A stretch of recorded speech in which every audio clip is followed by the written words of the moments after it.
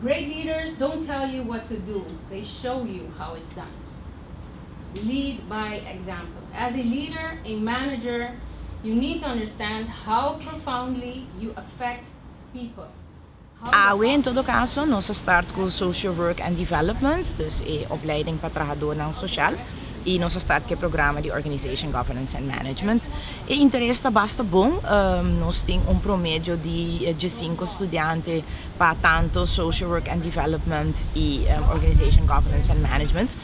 Estudantes na Nogo, tá de 5 estudantes, pero por exemplo, em OGM nós temos total de 67 estudantes cava, se nós conta tudo 4 anos de programa, se programa de Organization, Governance and Management, então programa de 4 anos. Nós começamos em 2009, nós temos quase 4 ou 5 anos que nós está pedindo gente que está top de nossa comunidade, no mercado laboral, para dar uma apresentação. No passado, nós estávamos a ter a senhora Omaira Lares, nós estávamos a ter o meneer Benskop de Airport, nós estávamos a ter o meneer Faro de Hilton, Aruba, e AWE nós temos a senhora Luen Gomes Peters, de Departamento de Belasting. E para Kiko, que BCC, ensinança está uma maneira de preparar profissional para o mercado laboral.